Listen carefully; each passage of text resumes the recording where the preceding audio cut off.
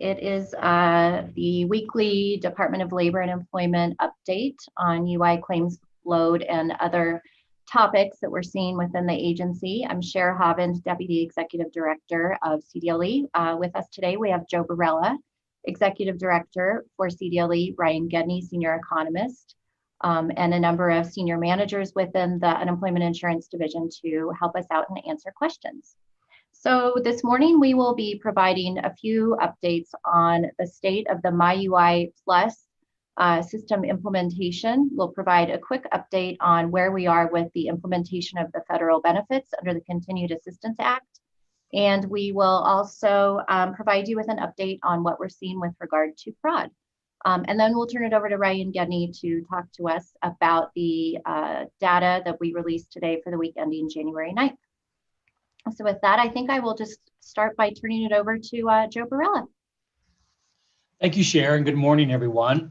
It's a pleasure to be with you all here today. We're very excited and couldn't be more pleased with the rollout of the MyUI Plus system. Well overdue, been waiting for this for 3 years. And so congratulations to my team and everyone that put in the many, many hours to get this system up and rolling. And we do think that it will prove to be very beneficial to our state unemployment insurance system and the customers that use that system.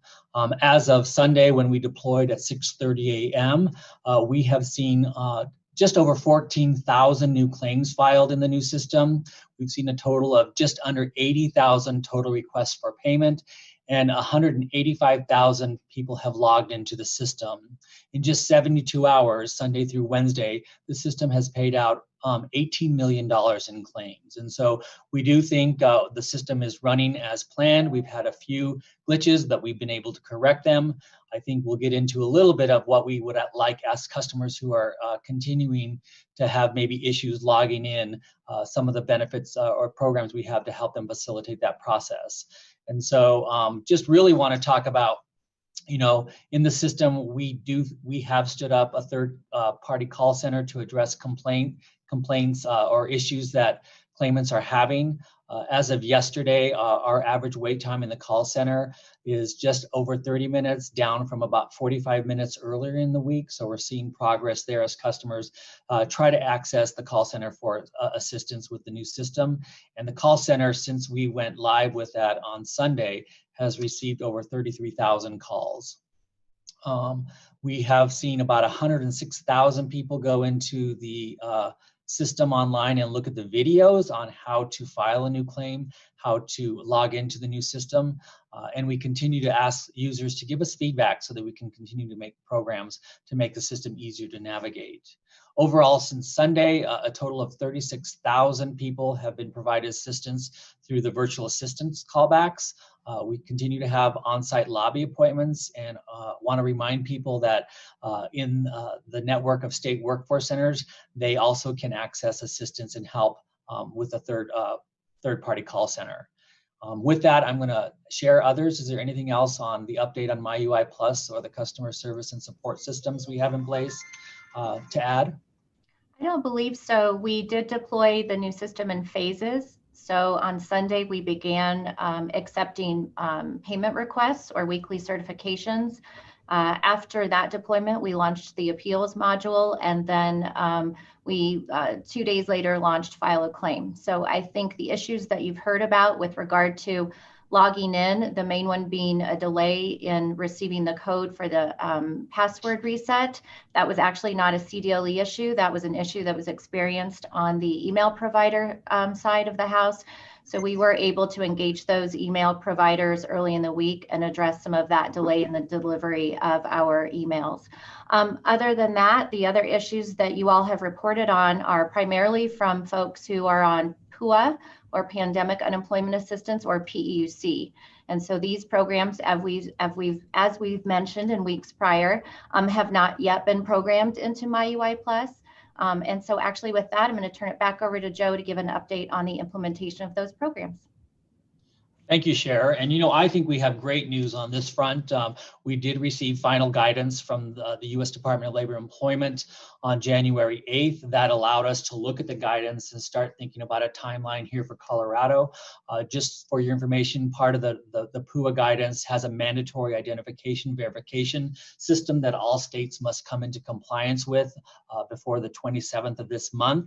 CDLE has secured an identification process that we will put into place that helps us meet some of those new requirements. And this allows us to start now thinking about how do we program the new system to start paying out the benefits that the Continuing Assistance Act provided for. And so that's exciting. We do have our programmers from OIT, CDLE, and Deloitte working on that.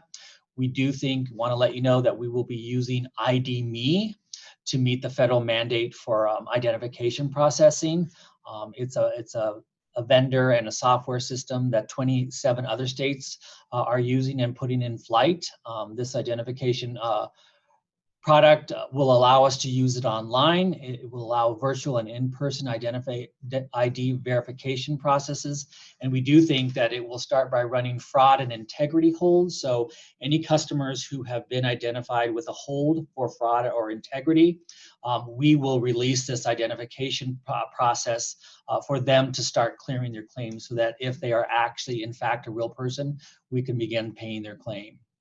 Upon filing a new claim, we will also require this identification process in the future, and we'll be communicating that step to our claimants in the near future. Failure to complete this process will result in the claim being held until identity can be verified. We do know that over the last several months, the majority of fraud is being undertaken with identity that has been purchased illegally through a criminal or an element that's using that personal information to secure our system, to get into our systems. And so we will be requiring a more robust system for people to prove who they are as they file claims. I do think I'm going to ask Cher and others if there's any more information on this section in dealing with how we're planning to roll out the federal programs. But I do think we are doing everything we can. We know people have been waiting, specifically that were on the CARES Act programs since the 27th of December. We want to make sure that we're doing everything we can here so that the new system can process their claims. I think you covered it all, Joe. So just to kind of go over some of the high level points here. New requirement within the PUA guidance from the federal government is that you must have a identification verification process in place. We were not able to move forward with the next phase of implementation without that vendor in place and without the last piece of required guidance last Friday. And so again, the vendor ID.me that is supporting 27 states with this new requirement will be working on implementing that system for us, probably within the next 1 to 2 weeks. If not sooner. And so we'll definitely keep you all posted. It could be in the next few days, but certainly we have some testing to do with that vendor again. And we're going to start with those claims that have had fraud holds and target those claims to run through the process to provide required identification verification. And then, as Joe mentioned, we will roll that platform into new claim filings. But this is a requirement with the UI program now, specifically within the federal benefits, but we will be applying it to state UI as well. And we will keep you posted as that moves forward to implementation. Phil or anyone else on the UI side, anything we missed there on ID.me? Nope. Okay. I will pause and just go back to, let me see if I can answer your question, Charles, but I may ask Phil to add in. So we have right now about 30,000 reports of fraud that the team is working through. A couple of things that we'll be working on. We are working on automating that process, number one. As I said, we're also going to be applying ID.me to those reports of fraud where somebody's claim is on hold, but also to work through those that have been reported in as fraud to us to streamline the removal of any fraud holds or to close the claim down when somebody's reported it as fraud. So unfortunately, it is possible that somebody reported that they were a victim of fraud into the department. And because of the backlog in those reports into the department, it wasn't immediately closed down. So let me say to Charles, to your point, so it's possible they would still continue to get communication from the department. But within the next few days, we, as I said, will be implementing some automated processes that ensure that those claims are closed. And then turn our attention to, on the other side of fraud, perhaps individuals that have been caught up in fraud holds and allowing them an opportunity to prove their identity. Phil, do you have anything to add on the question from Charles? Yeah, it's a rather lengthy one, but I think I'll jump in a little bit because part of it, there's actually two questions similar to this related to if you reported a fraudulent claim, how did I still get a debit card? That has to do with how claims are filed. So initially, when a claim is filed, it will also create a file at that time that goes to US Bank to actually create and mail out those debit cards. So there would be a cross in time. Somebody could report that. We will have shut the claim down, but then US Bank is still using that file to mail out those debit cards. If all of you remember from our phone call last week, we talked about individuals who receive debit cards. If you receive this Relia card in the mail, this would be a good indicator you need to contact us on that form to report fraud if you didn't request one. As we've seen going into this new system, if you receive a password reset that you didn't request, that would be a good indicator you need to contact us on that form to report potential fraud. As Cher mentioned, the prior manner to handling the fraud reports was highly manual labor intensive, required individual staff to go through and add those to claims. That was a limitation within the old state system. Within this current system, MyUI Plus, we have a better ability to take that and automate that process and more immediately shut down those claims and put holds on them at this point in time.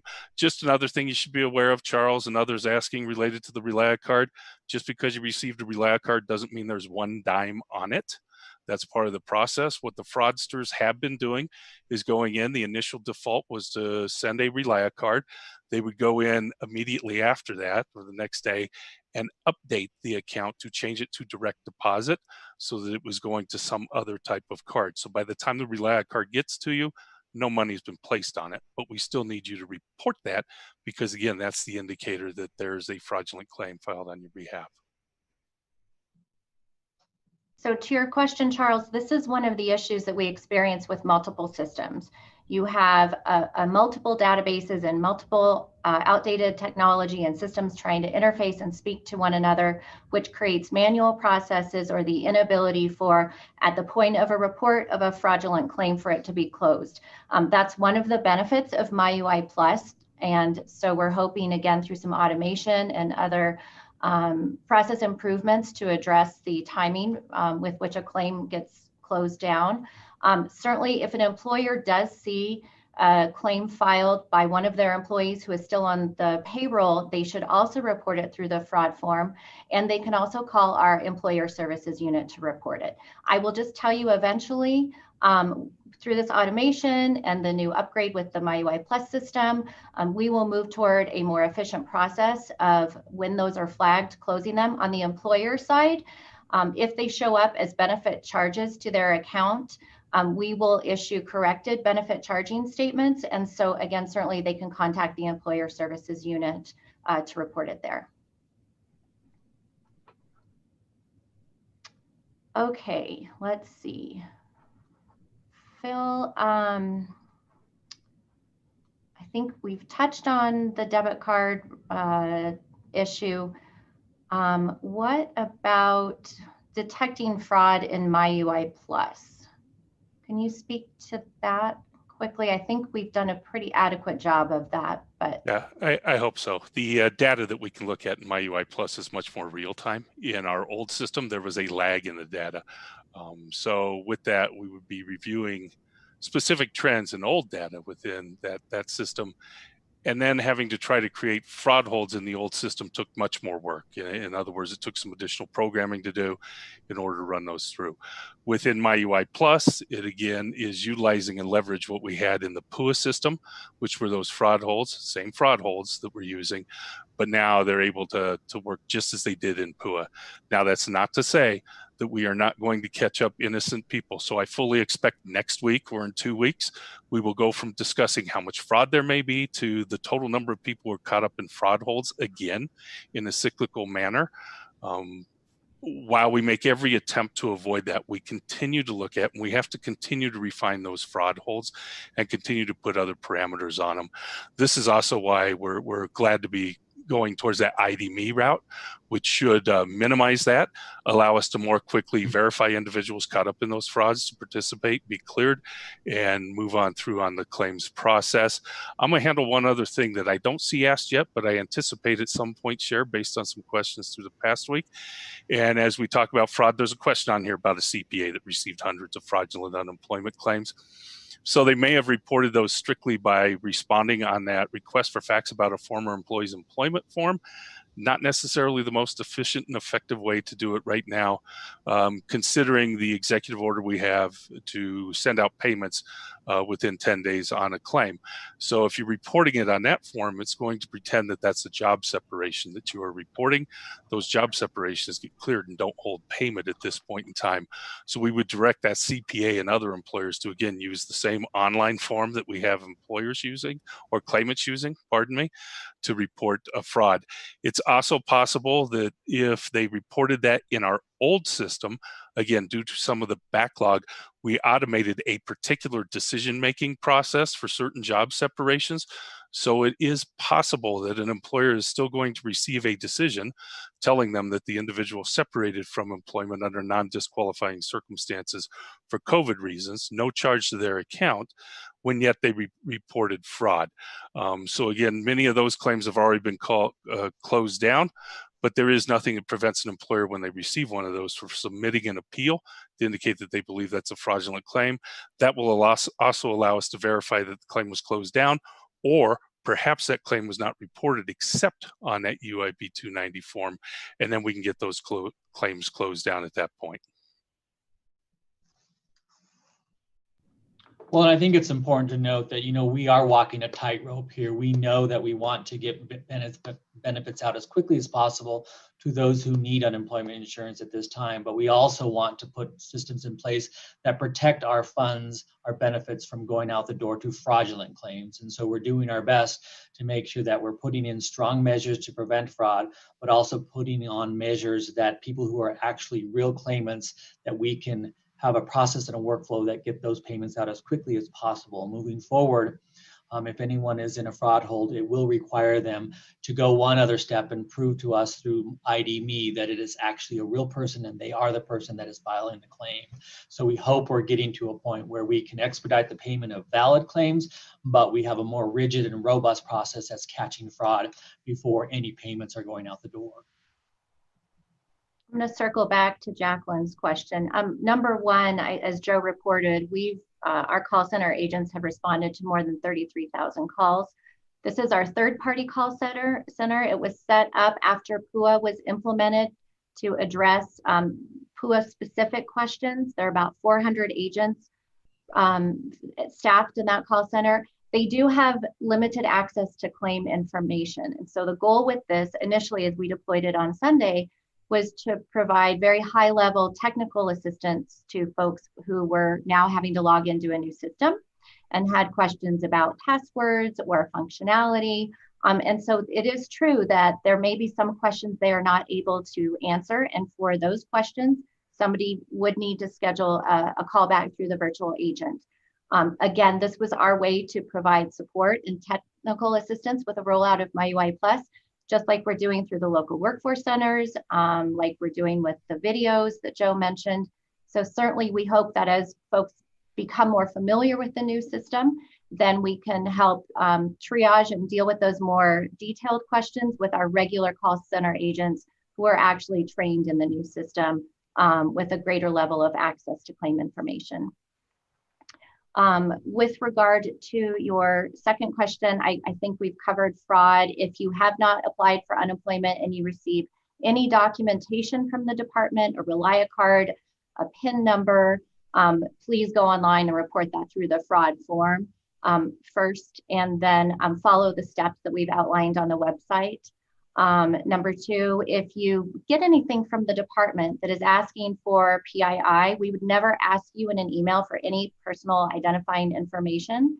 If you did not, if you have a claim but it's not active and you received a password reset, that is not the department asking you for personal information. So anything that seems suspicious, if you are not an active filer on unemployment, you should report through the fraud form. And as we said, we'll be automating that process and going through that to ensure those claims are closed quickly. I'm going to skip Liz's question about today's data. Charles, I believe we adequately answered that. Phil, anything more to add about reporting to the IRS? Yeah, I think we'll follow up. I can follow up on that because we answered this last week too, which was we are doing everything we can to ensure that we suppress those 1099s on claims that have been verified as fraudulent, Charles. Therefore, those don't even go out to those individuals, and that is not reported as benefits paid to that individual to the IRS. There are, again, as we've discussed multiple times, some timing issues related to where fraud holds may have been placed on, payments made, and some 1099s mailed out. There are individuals out there who have verified fraud claims at this point in time who are now receiving 1099s in the mail. We again discussed that a little bit last week too. And so we have provided an opportunity, or will be providing an opportunity for those individuals to again reach out to us to complete a form to report the erroneous 1099 so that we can review it, ensure it was a claim closed down, and provide the corrected and updated 1099 form, even if it says $0 on it, Charles, and then we would report the appropriate figures to the IRS. Phil, did you mention that we're launching that form today to report a 1099 issue? I did not mention it was today, sorry. We hope to add that to the website later today. I think we addressed how ID.me works. Again, there are a number of options the claimant can go through to verify their ID. It is a requirement it will be a requirement for new claims, and we'll be applying it to all of the fraudulent claims that we have on hold. Essentially, the claimant will receive an email from the department and outline the steps available to them to verify their identification.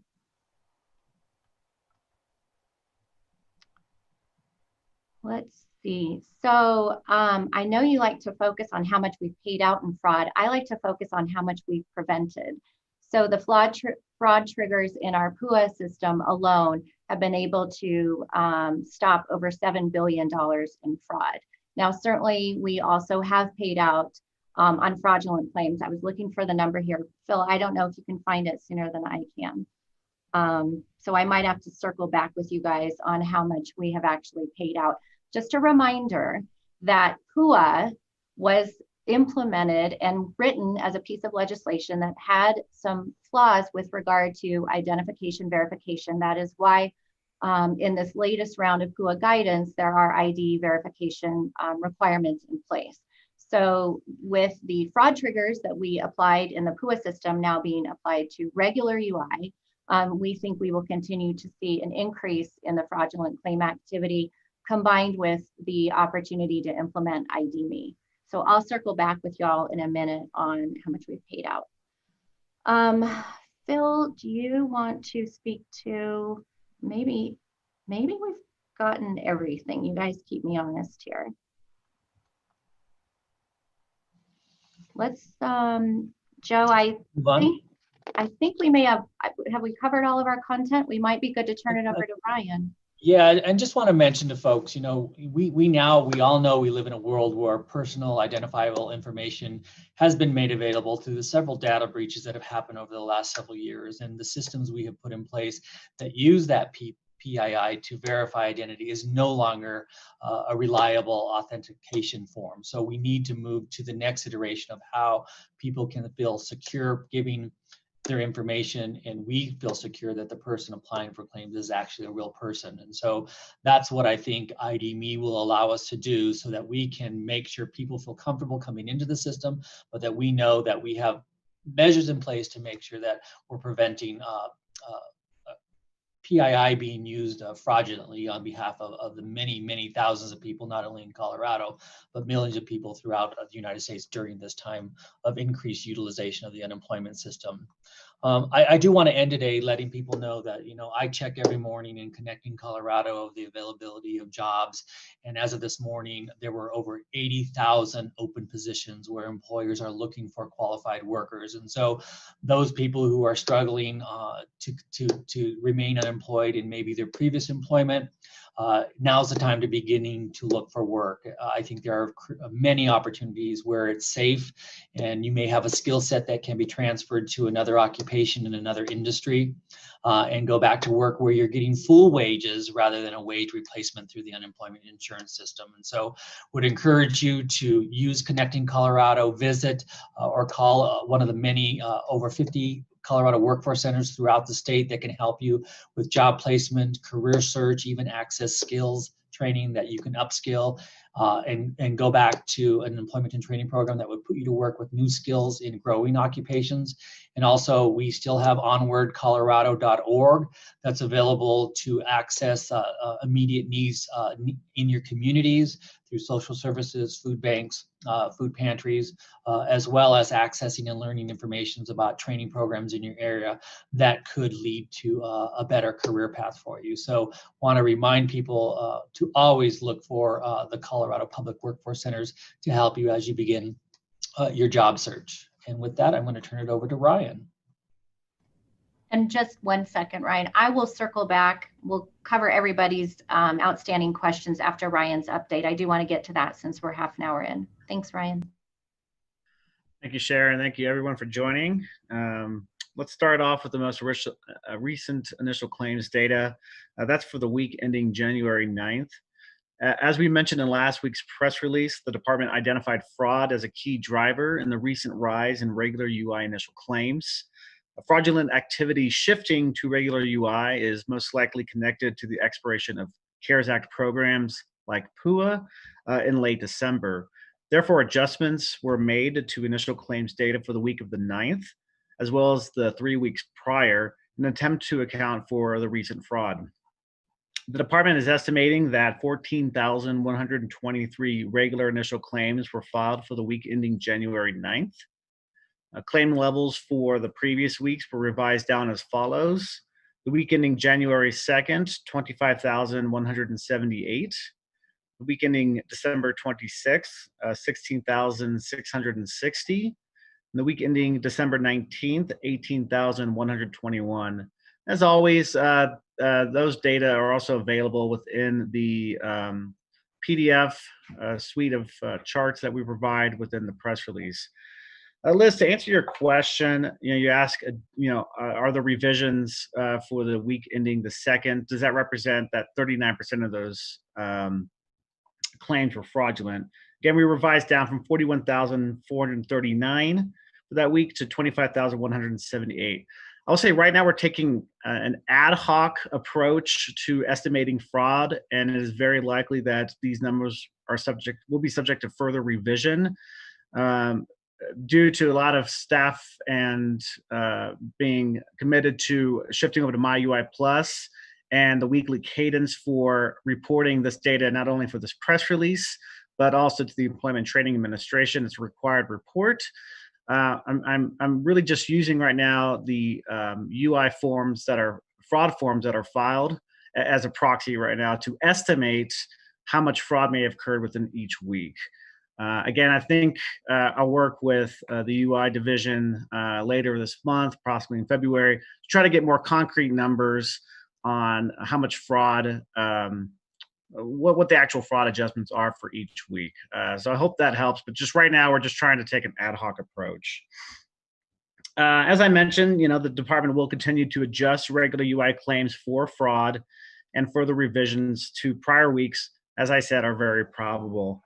Unfortunately, fraudulent activity can distort economic meaning and significance, So the department recommends caution when analyzing and interpreting recent trends in regular UI initial claims.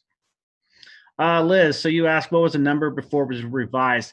Okay, another thing with the weakening January 9th, it's a really weird week because of the dark period prior to go live. So people were only able to file initial claims for the 3rd, 4th, and 5th of January. Phil, correct me if I'm wrong. And so it's a truncated week. We initially had something around 20,000 initial claims for that week, but the 9th, I think, is really an outlier in terms of claims activity because we have such a short week and it was right before we shifted to MyUI Plus. So I hope that answers your question, but it is an atypical week.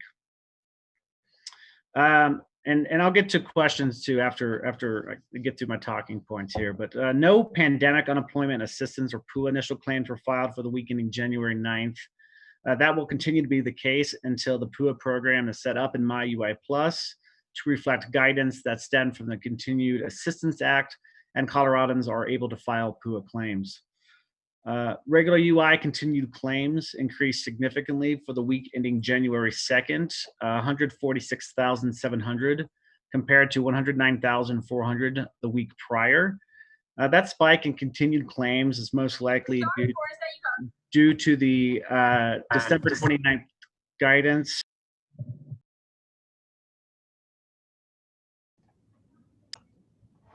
Hello, can everyone hear me? I think we just along with 70,700 in the Pandemic Unemployment Compensation or PEUC program. Claimant request schedules are probably the reason why continued claims are registered for the PUA and PEUC programs for the week ending January 2nd, despite the expiration of those programs through the CARES Act on December 6, 2020.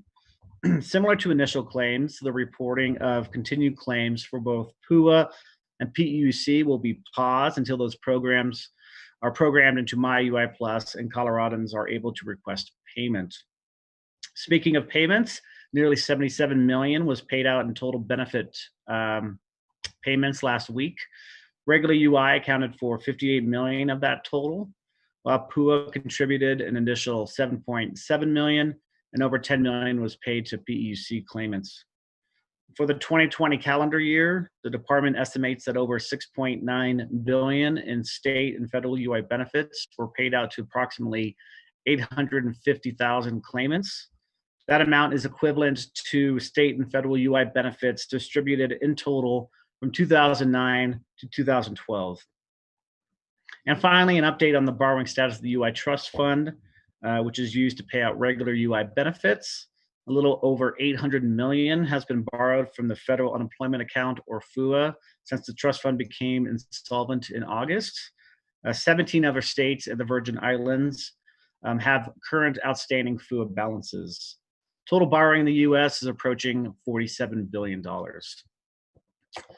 And with that, so Tamara has a question about, is suspicion that fraud exists in continued claims?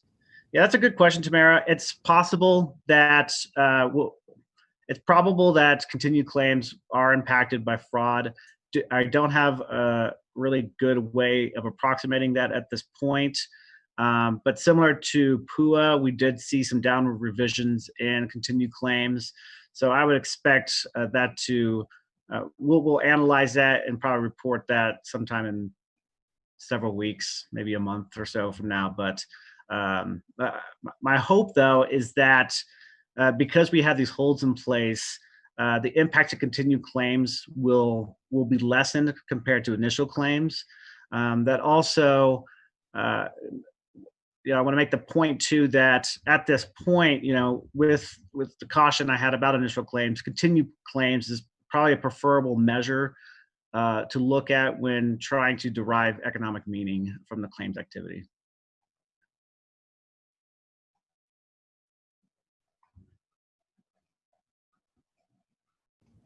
Ryan, are you all caught up? I think I'm caught up. I have a question on the borrowed amount and plan to restore the fund. At this point, we do have interest-free payments through March 14th, I believe. and our interest due to the feds would be at the end of September of 2021. But right now it's just kind of seeing what the recovery looks like and what plans and the best course of action there is for eventually repaying the trust fund. Thanks, Joe, for adding that about the Title 12 interest-free borrowing. Ed, the comparison of continuing claims versus 1 month ago and 2 months ago. Let me just pull up my data here. So bear with me for a second.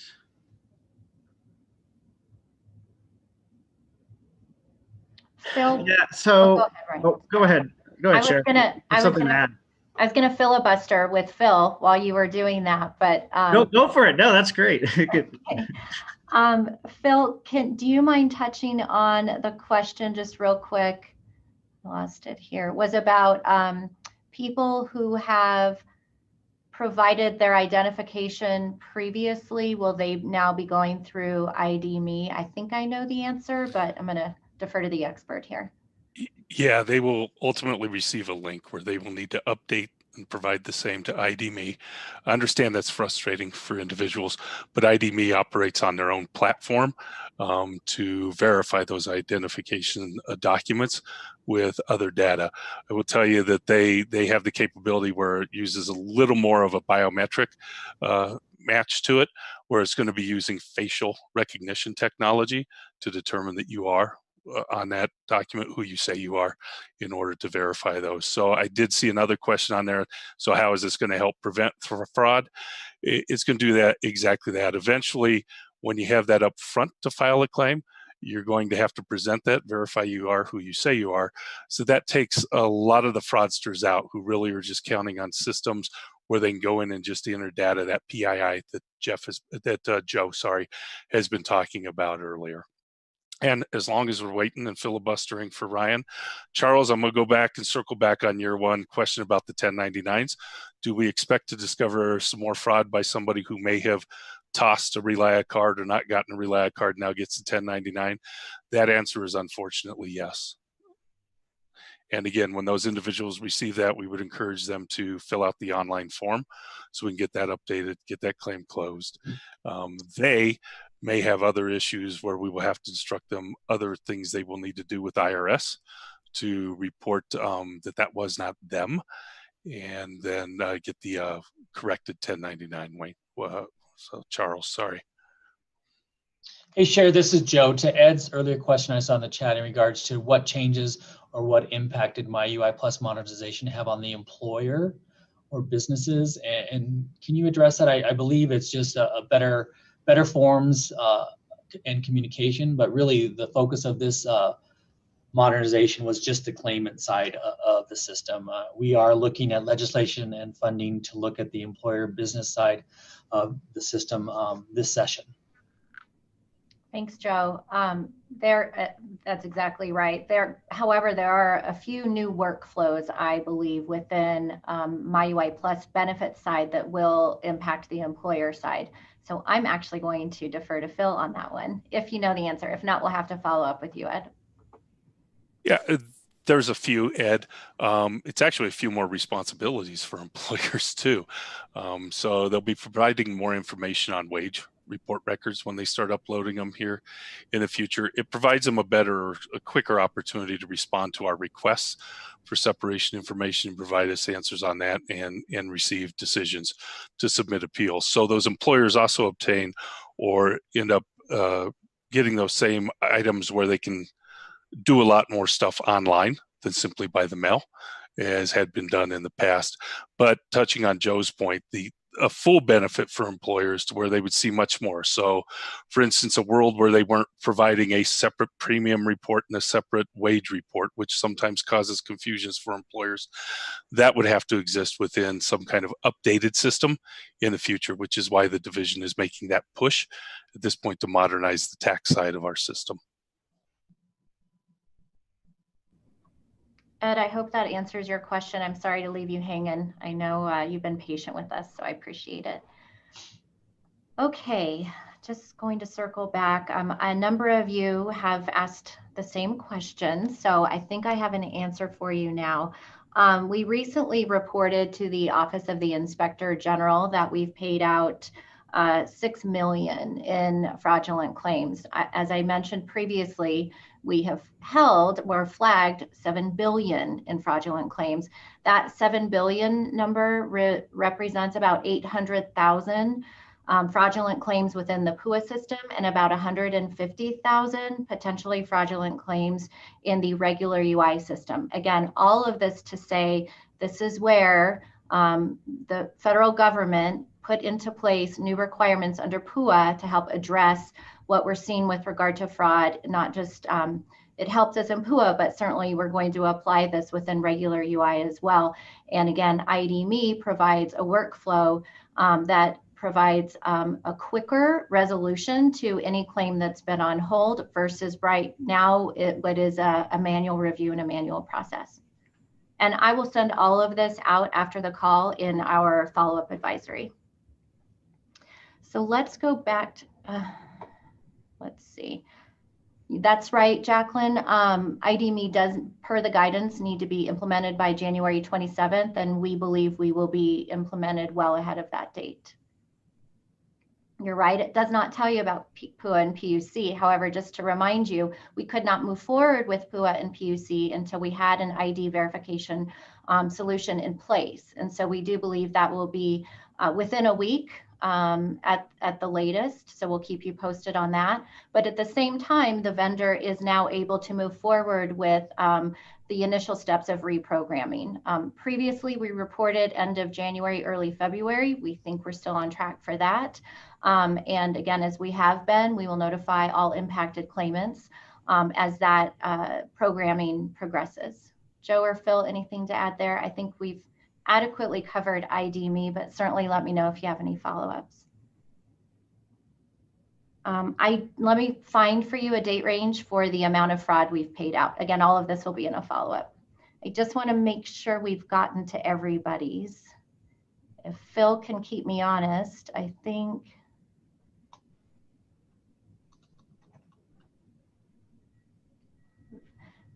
So Tamara, that will all be part of the reprogramming that's done in MyUI Plus. And so again, now that we have all of the guidance, the vendor's looking at all new guidance for all programs within the Continued Assistance Act. And as we said earlier, we'll probably have to roll this out in phases. So obviously we know folks have been waiting for these benefits. We're happy that we received that last piece of guidance. We're happy that now we have a vendor to implement that required ID verification process and we can move forward. Those were two critical pieces that we were waiting for to begin reprogramming. And I could jump in just a little there, share the follow-up. So I know there are a lot of people out there worried about when are they going to receive their payments. We have many of those individuals that it's now 3 weeks now where many of them haven't received payments and we're telling them we have to program down the road and it'll be a little bit more to wait. So I think it's important for everybody to remember Congress failed to act on extending these benefits until right towards the end of the program, that last week of December. The president then failed to sign that into law until December 27th, which then caused the potential there was going to be a gap week. So that required some additional analysis by U.S. Dole up front. U.S. Dole cannot do their analysis until it actually becomes law. And so it takes U.S. Dole almost 2 more weeks before they provide us all of the information we need, which was January 8th. So again, understanding that individuals have been waiting 3 weeks or longer for payment, we have had all that information to begin processing and developing a new system for 6 days now. And we are moving ahead and rapidly moving ahead to be able to deploy that. Again, we will have to deploy it, it appears, in a series of phases, and we will look at what appears to benefit the most people first to be able to roll those out, also related to the amount of time to do some of that programming. As noted previously, Every time Congress extends a program, as long as I have worked for the UI division, they make changes to it. So it's not just as simple as throwing money back on some claims. There are other rules that end up applying that then have to be programmed in.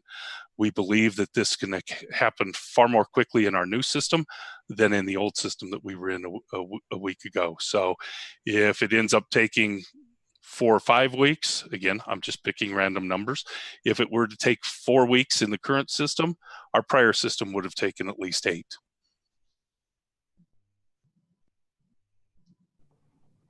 Thank you, Phil. I just dropped in a link to IDME's website. Again, all of this will be in a follow-up communication. And when we are ready to deploy IDME, I will be issuing a press release in addition to significant outreach through social media and direct to claimants, obviously starting with those claimants who may have holds in place currently.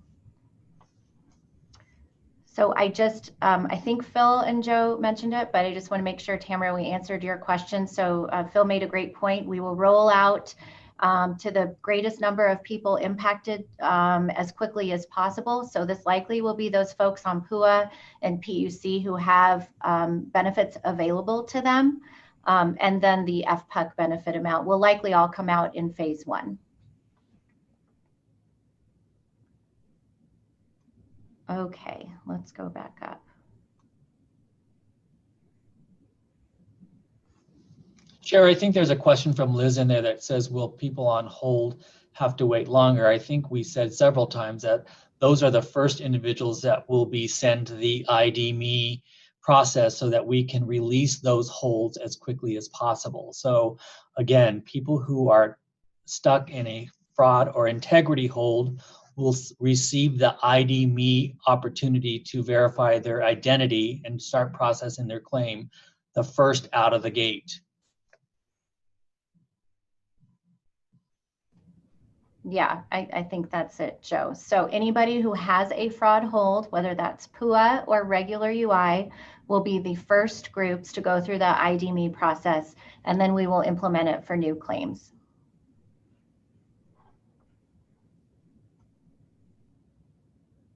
What else? Sharon, did you want me to answer Ed's question from earlier? Oh, please. Sorry. Thank you. That's a good question. We've seen a steady increase in continued claims really since the end of November, which coincides with the, I think at that point it was around 20 counties shifting to the red dial, and we had restrictions for restaurants, gyms, and other businesses, bars for in-house capacity, basically. Continued claims will look a little strange, I think, in January and February as we have, PUA and PUC rolling off. Regular UI, as I mentioned, for the week of the 2nd, had what I believe is probably an atypical spike. But we'll also, when we start rolling out these programs like PUA and PUC, we'll have a lot of backdating as well. So I think it'll take a little bit to kind of have a good feel of what these baseline continued claims numbers are. I would imagine probably later in February we'll have a better idea of that. So let me know if you need anything else on that, Ed. But that's the general trend we've been seeing.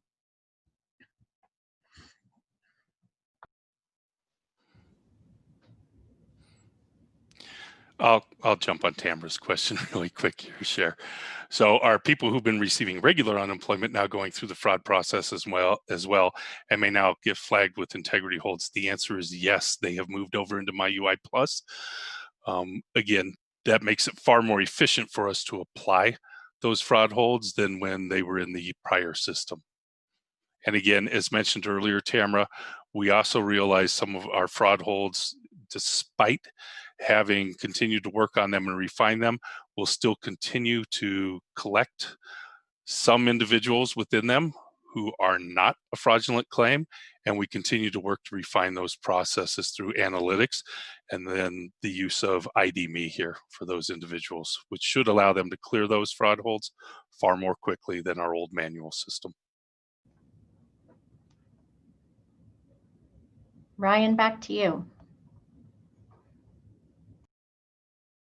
Let me unmute myself. Ed, we do have specific numbers. They're rounded at the thousands within the PDF we provide in the press release.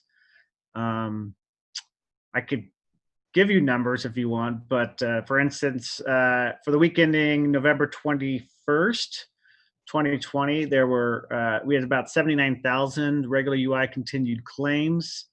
For the week ending December 26th, regular UI continued claims were 109,000. And then we also saw, say in PEUC for that week, or actually PUA, we reported 59,000 continued claims. And the week ending the 26th, 98,000 continued claims. It's possible that 98,000 may be subject to fraud revisions or not. I'm uncertain on that. And then for PEUC, we saw a slight increase from about 67,000 continued claims to about 71,000 continued claims. Also for the week ending the 21st, we were still paying out SEB payments. People were still on continued claims with state extended benefits. So that had an impact as well for the November period. Tamara, the answer is yes. Now, again, we applied all of the PUA fraud triggers within the MyUI Plus system that applies to regular UI. So if somebody has been receiving benefits previously and suddenly meets one of those fraud triggers, 27, I believe, within PUA, then yes, it would potentially flag their claim. However, ID.me will allow them the opportunity to verify their identity and release that hold. You know, it's a balancing act. So we had to, early on in the pandemic, expedite benefit payments to so many people who desperately needed the help. And so within that population, you're likely paying some who are not eligible. We put fraud triggers and identifiers in place, and now you catch people who unfortunately probably, some of them, keep in mind, the majority of the fraud holds are legitimate fraud. Let's be clear. So we wouldn't have been able to flag $7 billion in fraud if there weren't legitimate fraudulent claims. However, within those fraud holds, there are legitimate claims who are caught up. This is where we believe ID.me will help us move through that, that list of fraud holds that are in place now. I did want to clarify one thing. I think it was a question around the 30,000 reports of fraud. Phil, did you? Okay, Amy, I think we addressed the difference between the old system and the new system with regard to how fraud is being, potential fraudulent claims are being held. The 30,000, those are reports of identity theft that has related in a fraudulent claim. So I just want to clarify that. So if a person receives a debit card, a PIN number, a 1099, those are the people reporting into that form, and that's about 30,000. Two separate numbers here. I did, Tamara. So the fraud holds, we have 800,000 PUA fraud holds, which we believe are legitimate fraud, and now we'll move into investigation, and 150,000 with regular UI, all of whom will have an opportunity to prove their identity.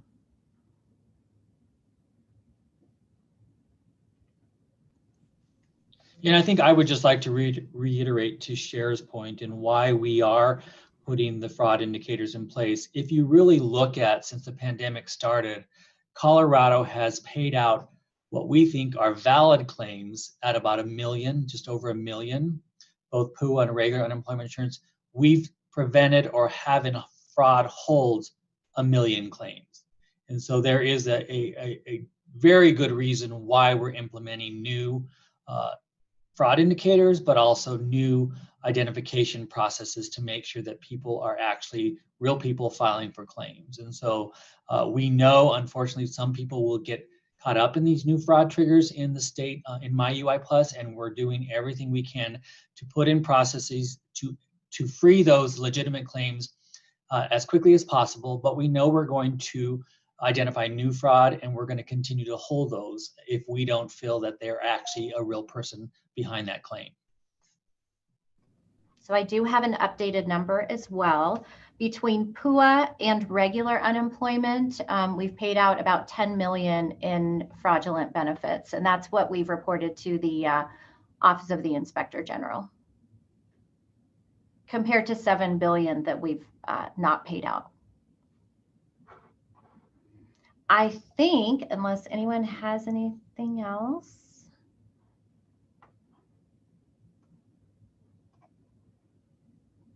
Thank you, Charles. We always appreciate a kudo now and again. I think that's it for now. Obviously, if you have any other questions or other follow-ups, please feel free to let us know. A couple of quick things to close us out. Early on in the pandemic, we held a number of virtual town halls, and these town halls can accommodate up to 30,000 individuals, and we will be resuming this series next week. So I'll send out more information through an advisory, but the first one will be on January 20th, 9 a.m. for English and 1 p.m. for Spanish. So again, look for more information on that in the next few days. Our next press call will be next Friday, the 22nd. That will be reviewing December employment situation. This will be, we think, a critical update because those numbers will reflect what we saw with some of the closures moving the state to red zone. So certainly that will be informative, and we'll have a lot of detail to share on the state of the state's economy in December. So with that, we'll close out. Thanks, everyone, and we'll see you next week. Take care. Bye-bye.